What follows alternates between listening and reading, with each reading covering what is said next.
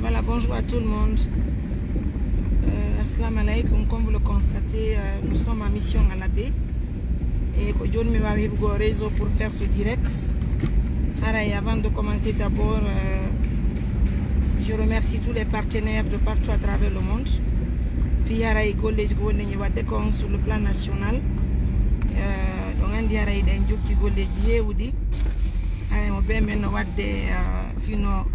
que leydi men din e ñano wawiri non haray ko andin tingol mo fo mo don sidon siwude men Fenoside o haray ni den kamedem labbe iden ari hugol gagol leji tiki on ara julbe Allah be fo no welti Allah subhanahu wa ta'ala ino weltani en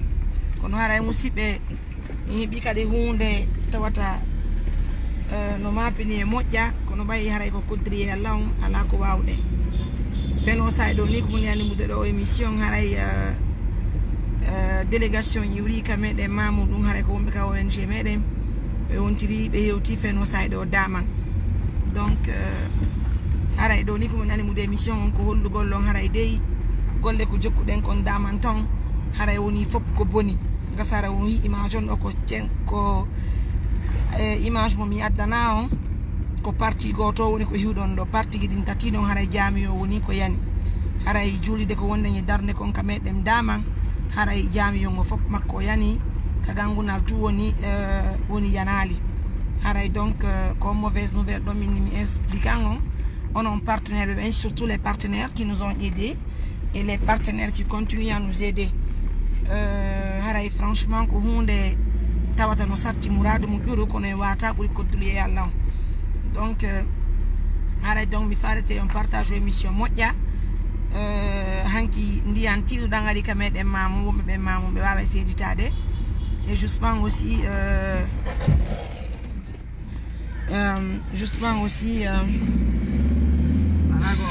ndiyan tiɗuɗan arno mamu hendu kadi molanadu arno mi wi kumpite komin hendi ko wondema haray cuuɗi go tigui wonno ko yani ka meɗen daman ton donc haray Fenoside o on y a joni haray vidéo réalisé te do mo rujjeto touré tigi wata réalisande joni inchallah kamedem tonde haray piji dindi welafi haray non on yafoto mi noddamo do o holla en ko tawi kon ton do yo yidi haray mbodo ko dettani en kon donc nous avons juste décidé de faire ce live autant pour nous de vous informer fi yo humpito wondema haray ko wonno dañi giffude kon kamedem daman ton haray dum don fo woni ko boni woni ko yani haray piji di welafi. Donc, je suis en live, je te mets en ligne. Donc, Moussib et Rekono Oniri, quoi dit comme le Velti, l'ensemble mini-joule, il faut plus de 400 personnes déjà. Nous sommes en live tout de suite là. Donc, nous avons fait nos sides représentant et Hiutika Medem Damanton. Haray donc waaway haray humpondirde makko o holla en haray sokola mo heɓuden on ton ɓaytu ko jawle molanade woni ko boni hari de maapi taw andude ko honno wawete lannirde ɗen golle ko fuɗɗiɗen ɗon de si woni hande kadi juulide men ne fop ɗum koye dépense ɗen ɗon fop woni ko perdi ɗum ɗon fop woni hande ko yani e ko gonga o koddiri Allah kono haray no yurmi ko fota wona e seeɗa hiɗen miiji en toute sincérité okkugol ɓe juulirde ko ɓe wawa juulude rewa Allah wala subhanahu wa ta'ala on babira e meden be kono yido haray pigi din kono Allah muidi o assalamu alaikum. Wa alaikum salam. Nalatu alhamdulillah bien be humpiti e wonde ma haray golle ko jokkuden kon ka meden daman ton haray golle de fop woni ko boni haray jami yo yani haray ko honno tawro murandun tonde effectivement kono woniri ari men no kelo tangu be ngari me yino be buldir no ko no woniri jami ani cende tati oui cende tati de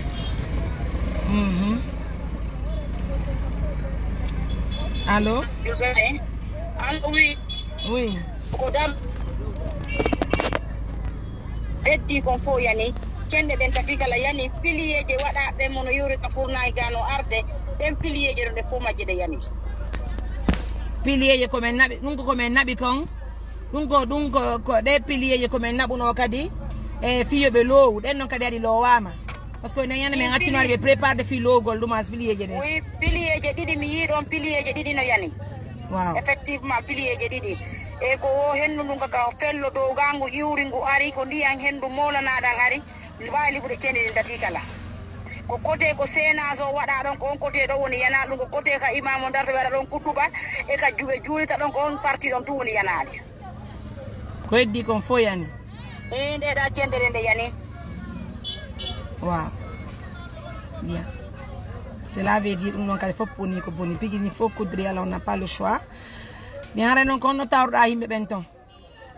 yimbe ben do men taybe do fono joti sokola goto e fo mede e vraiment be mapi muradu mojjuru kono wona do kadi ka jami tun kadi yani nokkeli buyno gaadade buy ari settike do de nokkeli buy yani wobe ko kala no darna ben kadi yani wobe ko tolje mabbe nyibbi wobe ko mango yani appo yana e hore cuudi mabbe din dum no fobe ari be holli men do de donc ko muradu mawlana do de hankin dama gaade à partir de 18h piji din o hebi gadde gaaji mawlanaade e fe ko be holli men ko bien bawto din non kadi degaji ko dega on du way ton parce que do ngandi wata yeggutu haray matede ko namuden kon fo kadi ka yasi do wonno ko ita haray on non kadi simanji ko onno dimberu hejide do non kadi ko onno fewndori ton simanji ni dum don de baali problème fe ko woni ko be mélange no ko parce que hari be gani wadde dum on hari be wadde dum sena son fi ba jawnugol beton on donc on siman ko be mélange don de ko on siman do wali ka leedi ron so illa ko na di da simanji hunde wadali heddidi di bien haray kañum maître jon on tomo e kambe be ka jami le to men me den jawri do gaade argo nabbugo réseau on hari fi nabbugo l'émission wow cela veut dire ko yari ko fo muncike no dum dongo muncike no gasi men nabi joni émission on yi ay andon do me den nabude émission on ko réseau ji din toni tabita ko dum hade ani d'accord haray problème o wala joni haray de toute façon e humpiti julbe Allah ben fo haray sokola mo hebuden on hiden tori Allah mo be haray o henyu e mudum ko ni woni ko mi ko Allah mo yiri mijo men hari ko darnugol jami yon okke mo e mere men ko be jula be rewa Allah kono si tay woni haray ko ni pigidi ngebira haray vraiment menen ari haray golle labe feno sai do kadi haray pigidi welafi de toute façon joni en holli partenaire be meden ben ko hebuden kon joni fayntin haray den tori julbe Allah ben fo be wawde nargol o video be humpito haray murade ko feddi kon kamedem daman anden vraiment golle ko jokkuden kon ton fo woni ko boni haray wona dum do wonno mijo men gon hande birki on boni e dum simanji din boni sadi kala ko naba tonde dum no fop wawi bonugol ko jarna kon fop wawi o yi yari en ka sénage finition sénage hari ko don jami on hande andi yang ardan fop woni ko bonni o julirde musibe haray fayntinde en tori julbe Allah ben fo be wade visionogol no be ndara haray golle ko wadden ko e galdo fo boni kamede alhamdulillah no rabbil alamina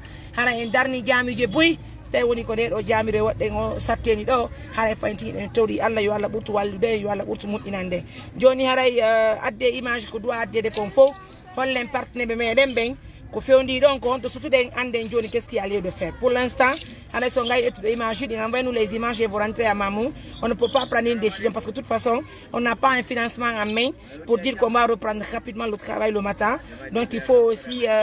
l'accompagnement des partenaires on ne peut rien faire franchement. Bien. Donc aussi on va vous laisser, c'était juste pour vous informer, pour vous donner l'information claire. Donc pour l'instant, on donc ande fuite golle den hide yaade tuma wotuma no woddi yangi kinno duudi lawol wela yaade golle ko jokkuden kon si woni non kadi fop yani haray faynti hiden tori modde fondo en e be dettabe jawde ko lanata be waltoren fi Allah woti annabijo ittane be babira e meden do goldi hade ko Allah wata yobde joni mi akkiton prenez bien soin de vous.